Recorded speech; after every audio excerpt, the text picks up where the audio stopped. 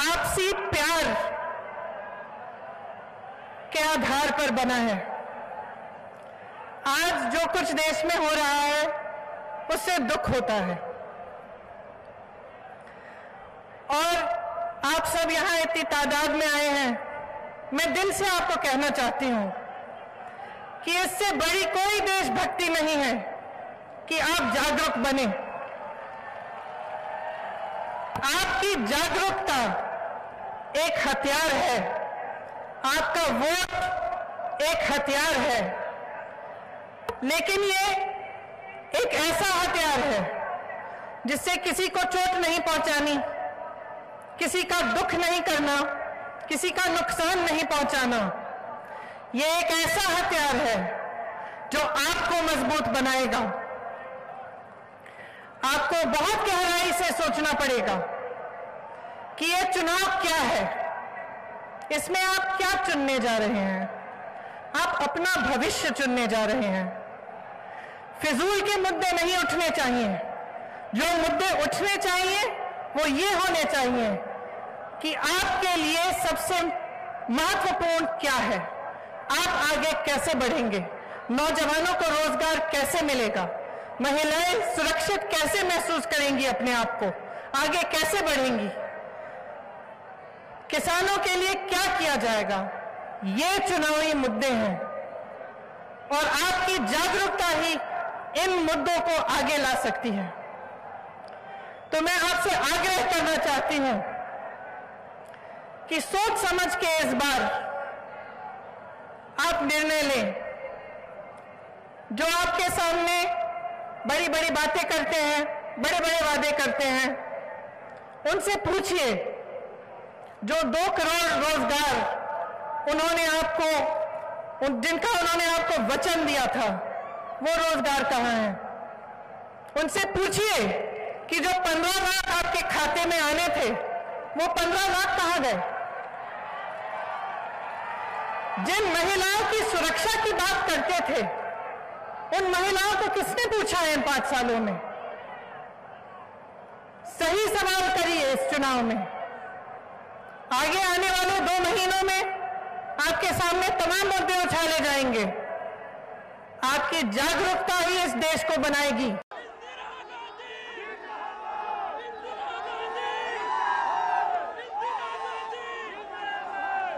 प्रधानमंत्री जी श्री राहुल गांधी जी, श्रीमती सोनिया गांधी जी, केसी वेणुगोपाल जी, अहमद पटेल जी, राजीव सातव जी, अमित चावड़ा जी, परेश धनानी जी, CWC के मेंबरान और कांग्रेस के वरिष्ठ नेतागण, मेरी बहनों और मेरे भाइयों, आपके इस प्रेम भरे स्वागत के लिए मैं बहुत बहुत आभारी हूं। मुझे मालूम था कि आज मीटिंग है, लेकिन मन में सोचा था कि मुझे शायद भाषण देने की जरूरत ना पड़े, तो मैं भाषण नहीं देती। आपसे 2 शब्द कहती हूं जो मेरे दिल में है। पहली बार मैं गुजरात आई हूं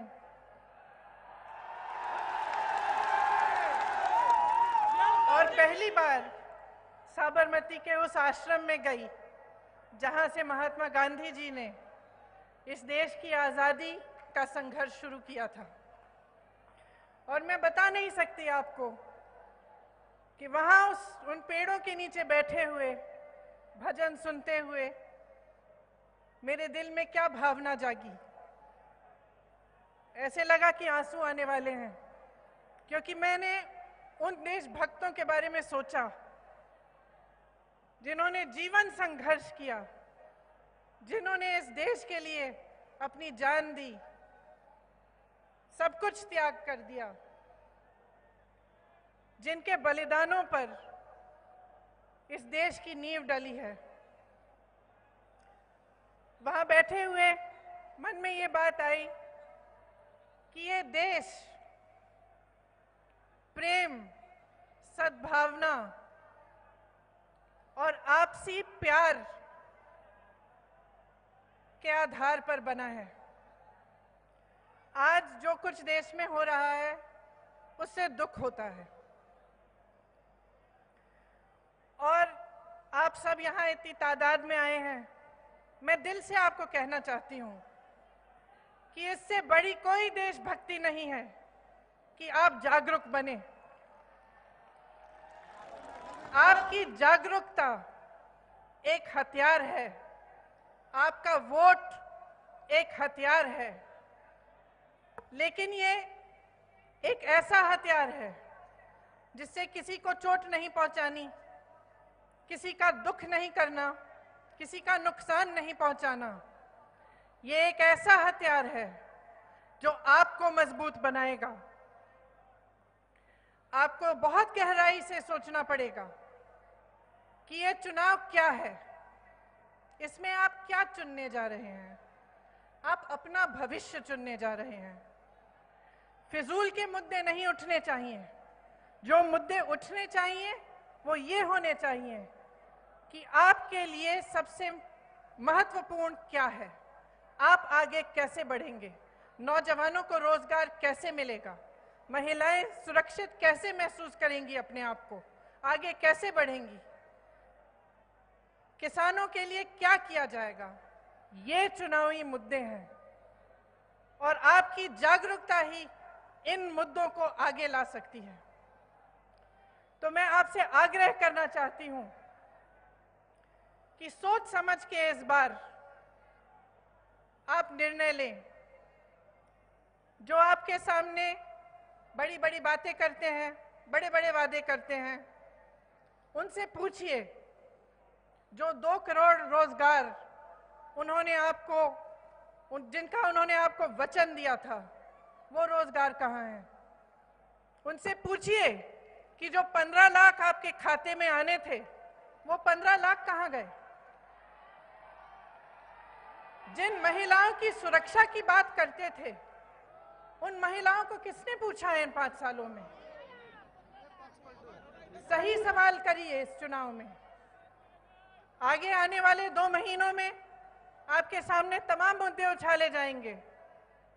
आपकी जागरूकता ही इस देश को बनाएगी। ये आपकी जिम्मेदारी है। आपकी देशभक्ति इसी में प्रकट होनी चाहिए।